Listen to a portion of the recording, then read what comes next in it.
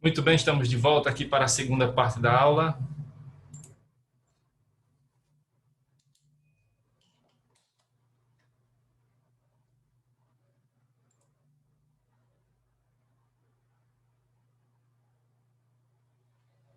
Pronto, estão todos de volta. Quem é que tinha ficado de me confirmar se era o mesmo grupo? Foi o Igor, foi? Ele está por aí já? Me confirma, por favor, se vai ser o mesmo grupo.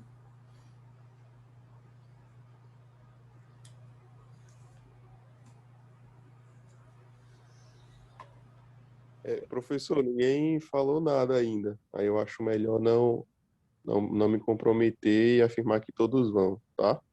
Tá. Mas você vai participar? Seguirá participando? Pode ser. Eu vou ver se eu encaixo em algum grupo, então, tá? Tá certo, então.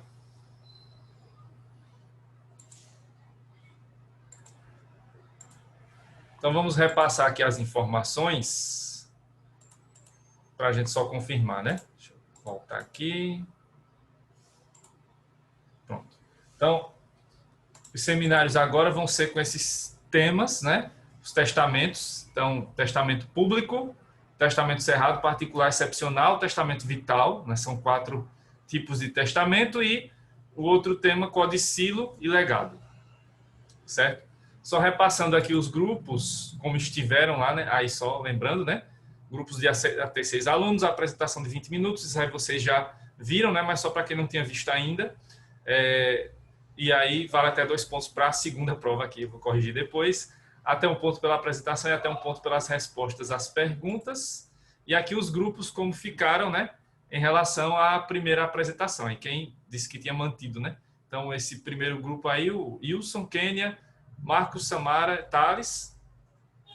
O outro grupo, Adriana, Andressa, Camila, Filadélfia e Lara. E esse terceiro grupo que está aqui em suspenso por enquanto, já que ninguém confirmou ainda a participação, então só o Igor falou. Então aqui a gente tem a seguinte situação. Temos então 2 alunos que estão, né? Tem a Júlia, né, que está sem grupo, e o Igor que vai confirmar se, né, vai participar com um terceiro grupo ou se vai fazer parte de outro grupo, certo? Eu vou fazer o seguinte, eu vou fazer o sorteio de 2 grupos então, né? E aí, se houver o terceiro grupo, esse vai ficar com o que sobrar, o tema que sobrar, né? Vamos fazer assim. Então, deixa eu voltar aqui para a gente poder fazer o sorteio.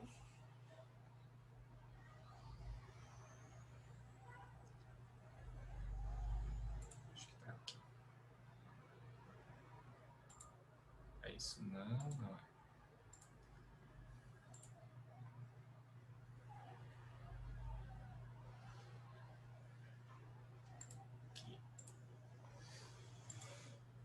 Aqui eu tinha colocado 2 grupos, então só 3.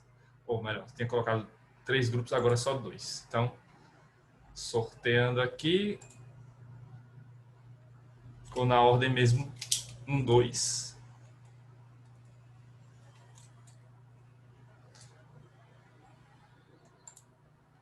Essa ordem. Professor, quem é o primeiro? Oi? Quem é o primeiro grupo? Eu vou mostrar aqui. Ah, Dessa ordem aqui que eu tinha colocado. O primeiro grupo é esse aqui, o da... Cadê? Wilson, Kênia, Marcos, Samara e Thales. E o segundo grupo é o de vocês. Então, vamos lá. Vamos abrir a palavra aqui para o pessoal desse primeiro grupo, né? Que é o grupo... Deixa eu voltar aqui só um minutinho. Esse grupo aqui. Então, quem é que vai... Decidam aí, Kênia e os colegas, qual vai ser o tema de vocês. Professor, o senhor pode colocar novamente nos temas, por favor? Com certeza. Aqui, são esses os temas e as datas já estão aí definidas. É o primeiro mesmo. Fechamento público. Tá certo. Testamento público, então, deixa eu colocar aqui, depois eu passo para o slide.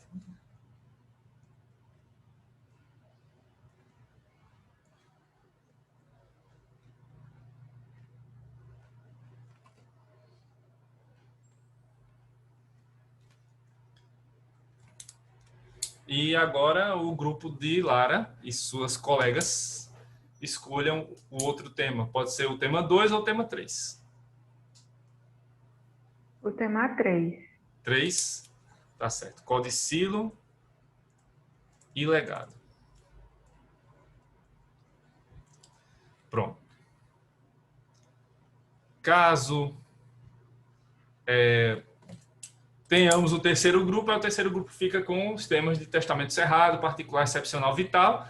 Caso não tenha esse outro grupo, aí eu vou falar sobre o tema depois, né, do decorrer das aulas, tá certo? Só o último ponto aqui, então, deixa eu repassar aqui. A gente tem esses dois grupos formados, né, com 5 alunos, certo? Então, é possível que Júlia e Igor sejam incluídos nesses grupos. Vocês podem decidir, certo? Ou eu posso sugerir. O que é que vocês preferem aí? Júlia está por aí? Pode sugerir, professor. Tá. Eu sugiro que Júlia fique nesse grupo aqui das meninas. Adriana, Andressa, Camila, Filadélfia e Lara. E aí Júlia seja a sexta componente. E que o Igor, se for o caso, entre nesse grupo aqui do Wilson, Kênia, Marcos, Samara e Thales. Se não houver objeções... Pode ser. Pronto, eu vou incluir aqui. Ô, professor. Oi. Ô, professor, eu queria uma dica do senhor, para ficar um pouco em dúvida, porque eu ainda não tinha visto os assuntos. Qual é o melhor entre os dois? O tema 2 ou o tema 3? Sim. Olha, deixa eu só colocar aqui o nome do Igor nesse grupo aqui. Só um minutinho. Pronto. Professor, Oi. eu acho melhor, porque assim, eu falei com o pessoal aqui e ninguém se manifestou ainda se iam ou não, né? Aí eu acho melhor eu falar com eles antes, mas aí até o final do dia eu confirmo. Tá certo. Porque aí, se eu entrar nesse grupo e eles decidirem que vão apresentar, aí pode ficar desfalcado, entendeu? Certo. Mas aí eu confirmo com eles, e aí se eles não forem apresentar, eu confirmo para o senhor e confirmo com o pessoal, se eu consigo entrar num deles, tá? Tá certo. Pronto, foi a sugestão, aí vocês depois só confirmam para mim se a sugestão foi, né, confirmada ou se, né, realmente o outro grupo vai participar. Se participar, vai ficar com esse tema aí, o tema dos testamentos, né, cerrado, particular, excepcional, vital, certo? Tá bom. Oi?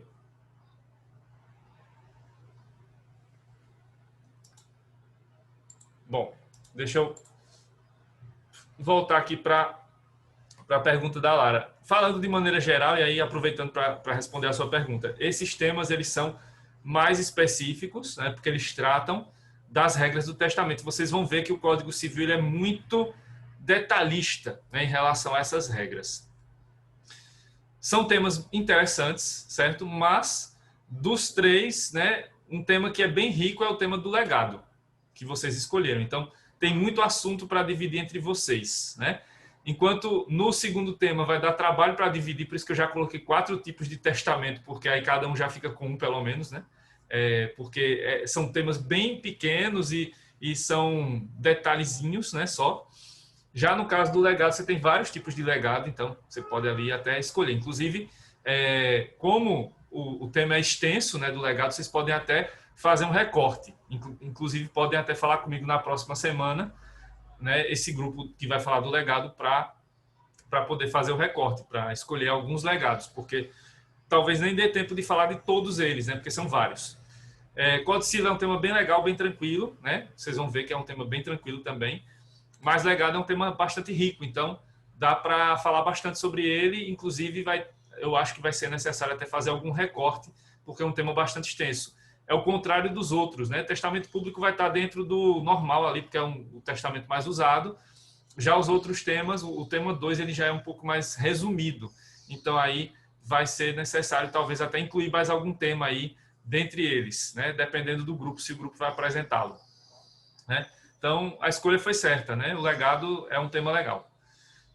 Codicilo, sim, é um tema bom também, mas eu coloquei os dois porque Codicilo é um tema muito resumido e aí dá para falar do Codicilo rapidinho e já passar para o legado, porque o legado é mais extenso, certo? Então, tá ótimo. E aí vocês veem direitinho, certo? E na próxima semana falem comigo, né? Vocês do grupo de Codicilo e Legado, para definir, fazer o recorte, né, para ver quais tipos de legado são mais interessantes para falar. Porque são vários, né, e talvez não dê tempo de colocar em 20 minutos todos os tipos de legado. Então é melhor focar em alguns deles que são os mais importantes, certo? Pronto, então, definidos os temas, as datas, né? Então, começam os seminários dia 20, né, na quinta-feira. Se houver o segundo grupo, é no dia 21. E aí o terceiro grupo, que já está confirmado aí, o da Lara e das colegas, dia 27, certo? E aí... Sim, pode falar. Se não tiver o segundo grupo, tem como colocar o nosso para o dia 21? Pode ser também, não tem problema não. Tá certo. A gente confirma na próxima semana, né? Certo. Se vai ter o segundo grupo, se não tiver, vocês podem ir para o dia 21, não tem problema não. Até porque se não tiver o segundo grupo, né, quem vai falar sobre isso sou eu, né? E aí eu vou incluir esse tema durante as aulas. E aí quando eu passar pela parte geral do testamento, eu já vou falar dos tipos de testamento, eu já posso incluir esses aí também, certo? Então não tem problema na mudança aí de datas não. Só tem mudança na ordem, né? Se o grupo for apresentar, tem que ser nesse dia mesmo, para não mexer na ordem, porque é interessante entender primeiro os tipos de testamento para depois ir para o legado, né? Porque o legado é um pouquinho diferente dos testamentos comuns. Por isso que ele vem por último, na apresentação. Mas se não houver o grupo, aí eu posso falar sobre isso antes, até porque provavelmente antes dos seminários eu já vou falar sobre, né, os tipos de testamento que não estiverem incluídos aí. Bom, gente, então, em relação aos seminários, é isso, né? Então, vamos continuar aqui nossa aula sobre indignidade, né? Estava para mostrar a vocês as causas de indignidade. Então, vamos a elas.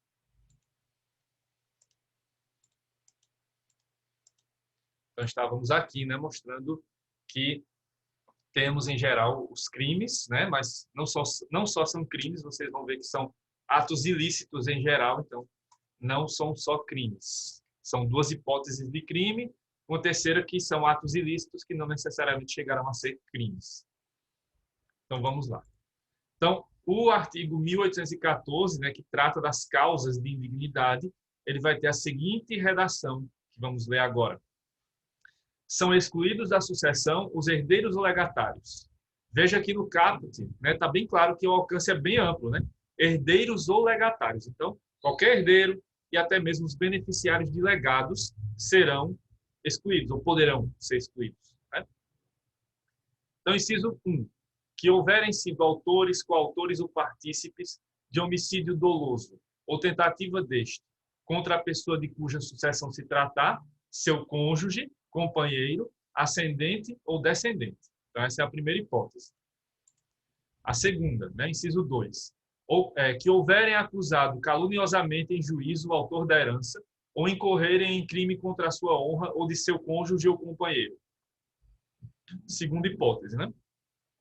E a terceira, inciso 3, que por violência ou meios fraudulentos inibirem ou obstarem o autor da herança de dispor livremente de seus bens por ato de última vontade.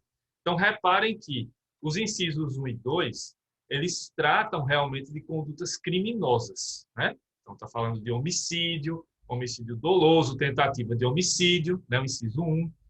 O inciso 2 está falando de acusação caluniosa, né? Denunciação caluniosa, crime contra a honra, então entra aí calúnia, injúria, difamação, né? Aquela tríade. Então, são crimes. Realmente, aí nos incisos 1 e 2, tratamos de crimes. Mas, no inciso 3º, nem sempre será crime, tá? Então, violência ou meios fraudulentos. Pode ser crime, pode não ser crime, tá? Então, vai depender da situação, né? Que se configure aí como essa causa de indignidade. Pode ser um mero ato ilícito civil mesmo, certo? E pode ser um crime, né? Não é aqui obrigatório que seja apenas crime na hipótese do inciso 3º. Mas vamos, né, detalhar isso melhor agora, né? Vimos aí a redação fria da lei e agora a gente vai detalhar isso melhor segundo o que a doutrina entende, né, como as causas de indignidade. Então, primeira causa, como a gente viu, voltando aqui de novo, né, para fixar bem, essa aqui. que houverem sido autores, coautores ou partícipes de homicídio doloso ou tentativa deste, contra a pessoa de cuja sucessão se tratar, seu cônjuge, companheiro, ascendente ou descendente. Então, essa é a primeira causa. Artigo 1814, inciso 1. Então, primeira causa, homicídio ou tentativa de homicídio. Então, vamos aos dados, né? Vamos dissecar esse inciso 1 agora para a gente ver o que é que cabe e o que não cabe, né? Nessas hipóteses. Primeiro, qual o crime que causa a indignidade? Aqui está bem claro, homicídio. Né? O matar alguém do artigo 121 do Código Penal. Que situações levarão a essa situação? Ou o homicídio doloso, consumado, né? Ou o homicídio tentado, certo? E aí, uma coisa que é preciso deixar bem clara é que, no caso de homicídio, só é cabível a indignidade se o homicídio for doloso, né? Com intenção de matar. Se for homicídio culposo, não entra na hipótese de indignidade, certo? Mas, claro, não pode ser só a alegação, né? Eu não tive intenção de matar, ou a pessoa não teve intenção de matar. Eu não, pelo amor de Deus. A pessoa, né? A pessoa não teve intenção de matar. Não é só isso, né? Vale lembrar um caso que aconteceu aqui em Maceió, alguns anos atrás, não sei se vocês lembram, de um professor da UFAL, né? Ele veio, né, dar aulas aqui na UFAL, ele passou no concurso aqui, ele era, salvo engano, de Curitiba, né? E a mãe dele veio com uma amiga visitá-lo aqui, né? E ele, então, pegou o carro, né, e supostamente levaria a mãe e a tia de volta, né? Elas vieram visitá-lo na UFAL, no campus aqui da UFAL, e ele ia levá-las de volta, né, para o hotel em que elas estavam, na orla, aqui de Maceió. E aí ele pegou o caminho ali, né, por Marechal Deodoro, ali por Satuba, e quando chegou naquela ponte, né, sobre o Rio Mundaú, ele parou e pediu para que elas, né, mandou que elas descessem do carro, a mãe dele e a amiga. E aí, né, no depoimento que a amiga deu, que foi a sobrevivente, ela conta que ele, quando né, mandou que elas saíssem do carro, deu ré, né, deu marcha ré, sabendo que a mãe estava atrás, né, do carro. E aí, então, ele vai e passa por cima, né, atropela a mãe, a amiga consegue ver antes, né, e consegue correr, escapar, e aí ele passa por cima da mãe e vai passando várias vezes por cima dela. Eu estou falando disso porque, geralmente, né, os crimes de trânsito, né, quando acontece um atropelamento, algo desse tipo, geralmente entra como homicídio culposo. Mas, nesse caso, não é. Né? Então, não se configurou. Então, não é só a alegação, porque a alegação dele foi essa: eu estava no carro, não tive intenção de matar. Né? Foi homicídio culposo. Eu matei minha mãe, mas sem intenção de matar. Não foi o caso, né, porque o depoimento da amiga, da sobrevivente, e, claro, né, a perícia, o laudo técnico, né, o exame que foi feito no cadáver, tudo isso mostrou que houve a intenção de matar. E aí entrou como homicídio doloso, certo? Então, aqui as situações elas vão, né, também sendo configuradas, por isso é preciso o devido processo legal, para que se prove, né, que efetivamente ocorreu o homicídio e que tenha sido nessas modalidades. Né? Então, tem que ter sido, pelo menos, tentado, certo? E tem que ser de natureza dolosa, porque se for homicídio culposo, não entra como causa de indignidade. Aí são outros, homicídio culposo seria aquele caso que é terrível também. Né? Esse tema é um tema que é pesado, né? Falar dele. Mas é preciso lembrar, às vezes, desses exemplos para poder ilustrar a situação. Então, é o caso, por exemplo, do pai, da mãe que está saindo de casa, né? E vai dar ré no veículo, né? Para tirar da garagem e não vê, realmente não vê, que tem a criança brincando atrás e acaba, né, atropelando a criança e matando. Isso seria, né, um homicídio culposo. Né? Esse sim seria. Mas, nesse outro caso que eu mencionei aí do professor da UFAL, não seria. Né? Então, tem essas distinções aqui, porque o homicídio culposo não entra como causa de indignidade, já o homicídio doloso entra. Certo? Então, outra circunstância. Nesta primeira causa, né, qual pessoa pode ser declarada indigna?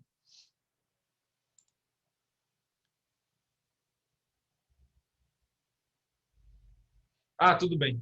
Eu faço a mudança, então. deixa lá para outro tipo de testamento, né? Deixa eu registrar aqui logo.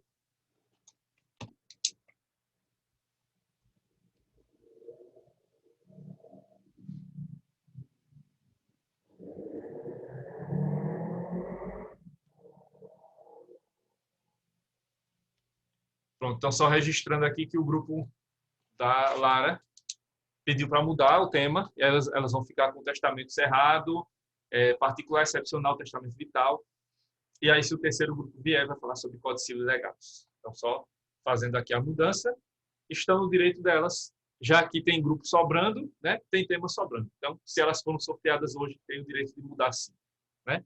Aí o terceiro grupo vai ter que ficar com o tema que sobrou mesmo, né, já que não estavam aqui para se manifestar hoje. Então, voltando para cá, né? Então vimos qual é o crime, quais hipóteses levam, né? Homicídio doloso ou homicídio tentado, pelo menos, né? Ou consumado de forma dolosa. Então, qual pessoa pode ser declarada indigna?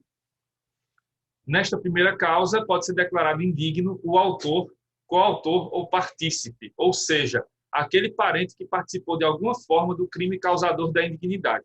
Então, vejam, a intenção aqui do legislador foi colocar qualquer tipo de participação desse herdeiro como causa de indignidade. Então, por menor que tenha sido o índice de participação desse herdeiro, ele vai poder ser declarado indigno. Então, entre qualquer dessas hipóteses. Então, o autor do crime, aquele que desferiu os golpes realmente, né, foi ele que, né, cometeu o ato. Coautor, né, aquele que não necessariamente deu golpe de misericórdia, mas aquele que estava ali, né, que abriu a porta para o criminoso entrar, que estava no local, né, viu a pessoa morrendo e não fez nada para impedir, né, aquele que direcionou, inclusive, olha, vai lá, né, dá um golpe aqui, lá, acolá. Então, o coautor entra nesse caso, ou partícipe, aquele que só levou o criminoso e tal. Então, qualquer nível de participação nesse crime leva a essa consequência da indignidade aqui, certo? Então, qualquer situação aqui vai levar, né, qualquer nível de participação, por menor que seja, vai levar a essa declaração, essa possibilidade de declaração do indigno, né?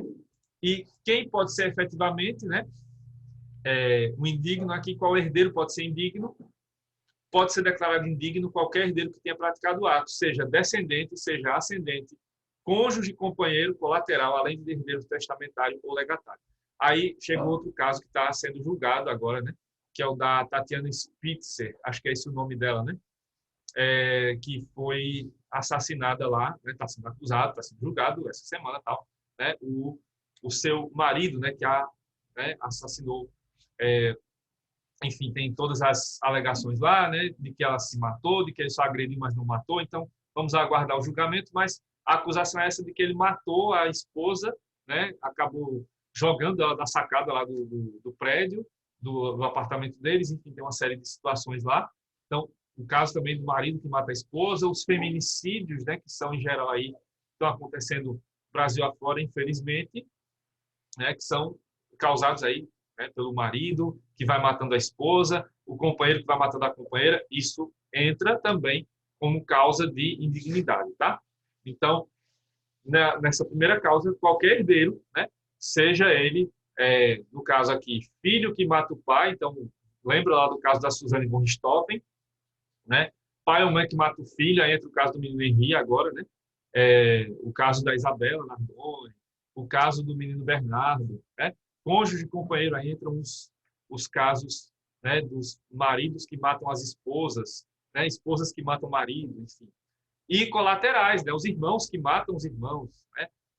Aconteceu um caso terrível também no interior de São Paulo, algum tempo atrás, né, que numa discussão lá, né, no dia de domingo, na tarde de domingo, dos irmãos vai lá e mata todos os outros irmãos, né, para supostamente ele ficar com a herança. Então, isso acontece também, certo?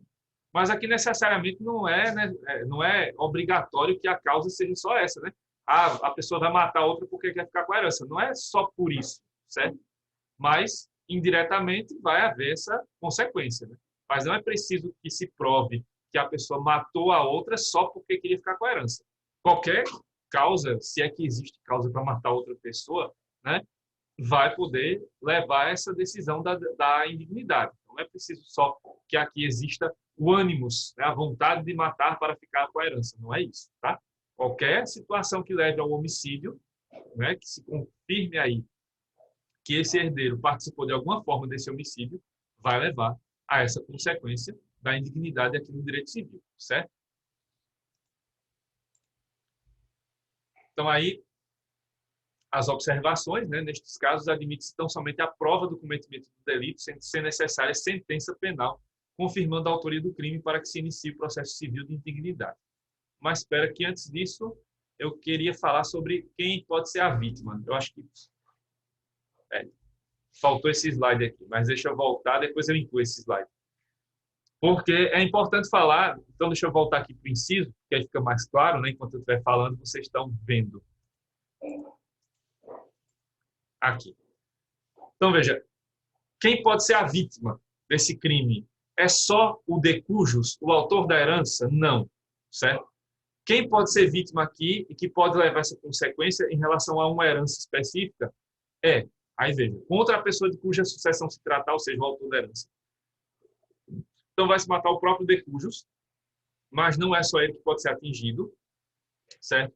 Pode-se aqui atentar contra a vida da esposa dele, da companheira dele, não necessariamente dele. Então, é lá o filho que mata, por exemplo, a madrasta, né? O filho que mata o padrasto, né? Então, cônjuge, companheiro. Ascendente, aí seria, no caso, o neto que mata a avó, né? E o de cujos principal é o pai ou a mãe, né? Então, seria isso. Ou descendente, aí seria o avô que mata o neto, o avô que mata a neta, e aí quem é a de cujos é a mãe aqui.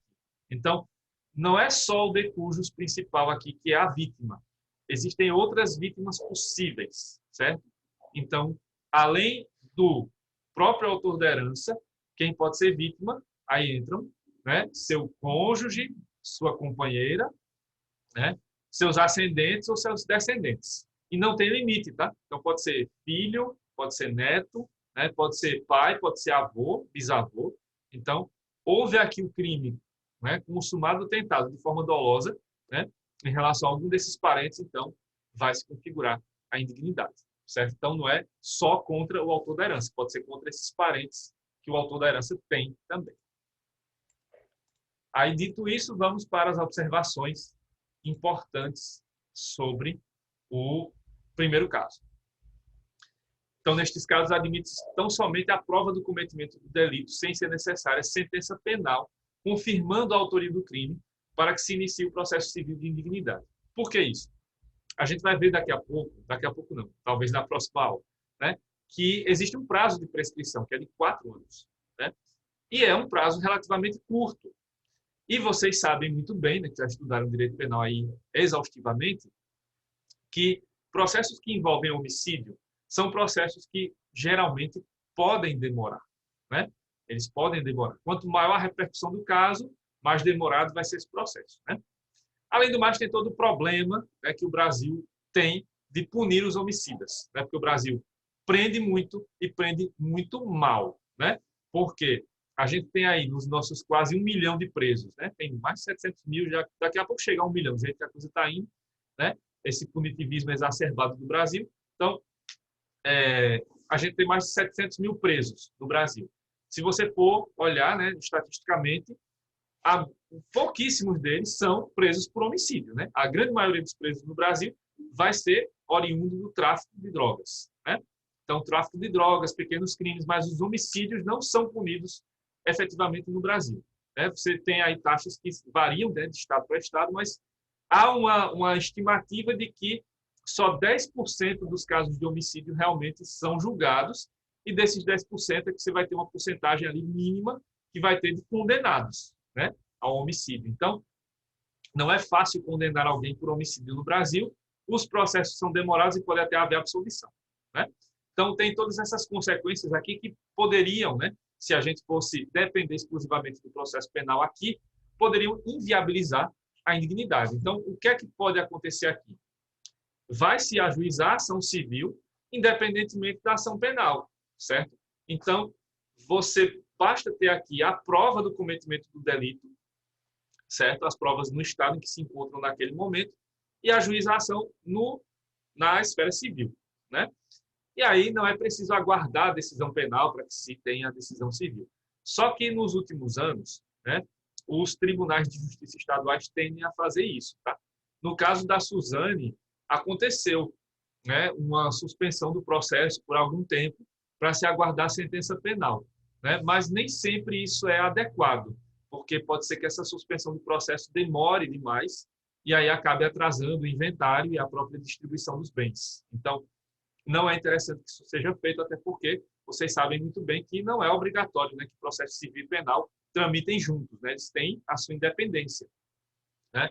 Mas, claro, há alguns problemas em relação a isso também, porque, por exemplo, se o réu for absolvido, né, mas não absolvido por falta de provas, mas porque se comprova a inocência dele, você pode ter duas sentenças aqui completamente distintas, né? Uma que no direito penal, lá na área penal, absolveu o réu por inexistência de provas, né, porque nenhuma prova foi suficiente, né, para confirmar ali a autoria do crime ou participação, e na esfera civil pode ter a indignidade do herdeiro.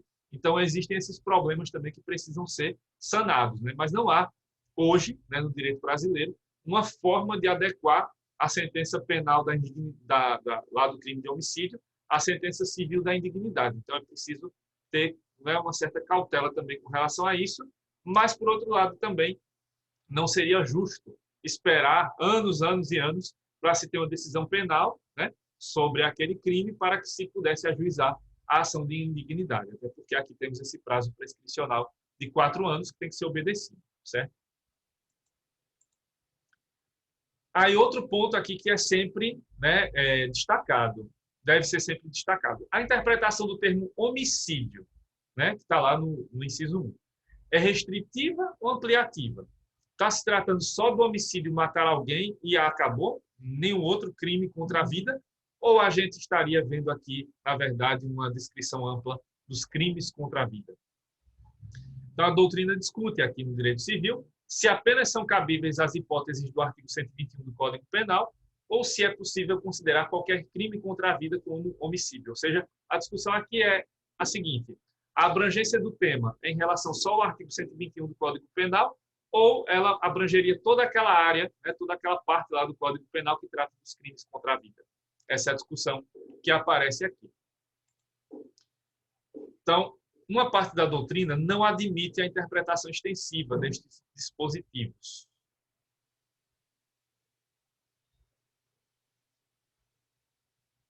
Ah, tá, eu falo. Eu falo. Então, uma parte da doutrina não admite a interpretação extensiva destes dispositivos. Por exemplo, não será indigno o herdeiro que instigar o autor da herança a praticar suicídio, pois somente está prevista a hipótese de homicídio doloso. Da mesma forma, latrocínio, o roubo seguido de morte, e homicídio culposo, sem a intenção de matar, não configuram exclusão do herdeiro. Quanto ao homicídio culposo, né, como a própria lei deixa bem claro que tem que ser doloso, não há muito o que discutir. Realmente não vai haver indignidade do homicídio culposo. Agora, a discussão em relação a esses outros crimes, né? Instigação ao suicídio, infanticídio, aborto, né, que são os outros crimes que estão lá. Aí, quando se fala, por exemplo, latrocínio, não está como crime contra a vida, apesar de que o resultado é morte, né? Roubo seguido de morte, mas não estaria lá nos crimes contra a vida, então realmente não se entende que o latrocínio seria causa de indignidade, né? Mas aí a discussão fica em torno desses outros crimes contra a vida. E aí parte da doutrina não vai admitir essa interpretação extensiva e vai deixar claro que apenas é cabível a indignidade nos casos realmente do homicídio, né? Do artigo 121, suas qualificadoras e tal, né? E não passa disso. Então, instigação ao suicídio, aborto, infanticídio não seriam causas de indignidade. Essa é uma parte da doutrina, né? Uma corrente. A outra parte da doutrina admite a interpretação extensiva destes dispositivos para que sejam enquadrados como causas de indignidade todos os crimes contra a vida previstos no Código Penal: induzimento, instigação, o auxílio ao suicídio, infanticídio e aborto. Então, todos eles seriam considerados causas de indignidade. Mas, né, não é uma posição pacífica, né? Então, em relação às duas correntes, né, realmente há essa discussão aqui, não é algo pacificado, o que tem prevalecido, né, nos tribunais é que não deve haver a interpretação extensiva, certo? Porque, como se trata de crimes, não se deve dar interpretação extensiva a esse tipo de situações. Apesar de que os autores de direito civil insistem, mesmo os que são contrários, que, por exemplo, instigação ao suicídio seria causa de indignidade e outras situações. Mas não é o caso, né? Ainda prevalece a ideia de que essa interpretação deve ser restritiva e deve realmente se restringir apenas ao homicídio, certo? Aí vem sempre a discussão sobre o feminicídio. Vocês já estudaram, certamente, isso em direito penal, né? E sabem que não é outro crime, né? Apesar do nome feminicídio, mas, na verdade, o feminicídio é uma qualificação do homicídio, né? Uma qualificadora.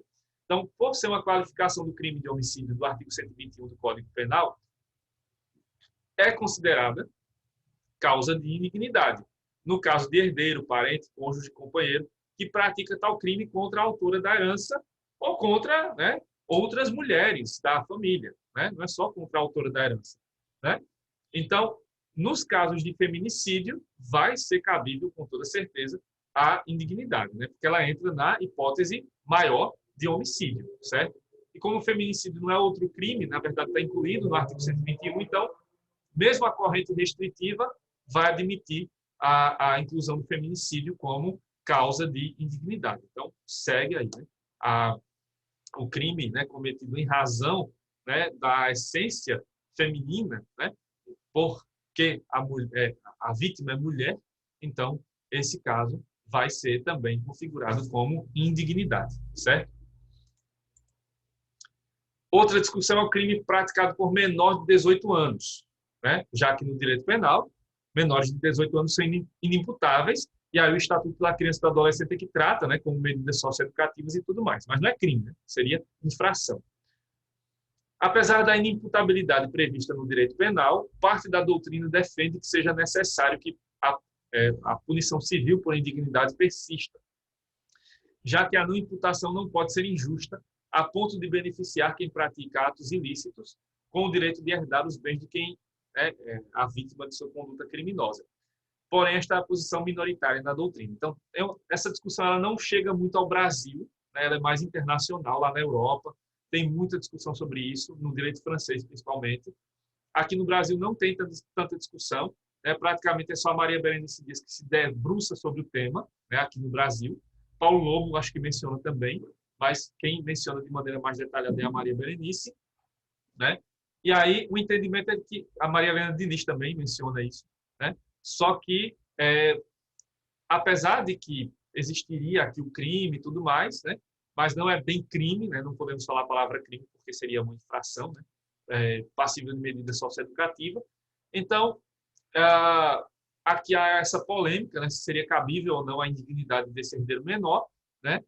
É uma posição minoritária. O que tem se defendido é que se aguarde, né, que essa pessoa atinja a maioridade para que se entre com a ação. Então, talvez o prazo de prescrição deveria ser contado, né, dos 4 anos a partir dos 18 anos. Então, daria-se esse tempo também para que ele pudesse ser imputável penalmente, né? E aí, claro, não seria o caso aqui, mas que pelo menos chegasse aos 18 anos também, que é a situação que se configura como plena capacidade aqui para os atos da vida civil, né? Então, essa discussão persiste, né? Mas é algo que ainda precisa ser mais detalhado pela doutrina brasileira. E aí, só para encerrar, a Lara pediu algumas dicas, né, de livros que tratam do testamento, das espécies de testamento.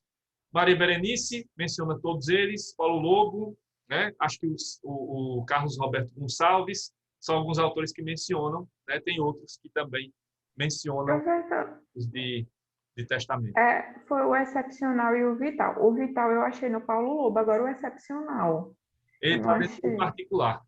Aí você olha tá certo. vai ter o excepcional. Então tá certo. Beleza. Vou encerrando por aqui, que falta menos de 1 minuto, gente. Bom fim de semana. A gente continua na próxima semana. Você também. Tchau. Tchau.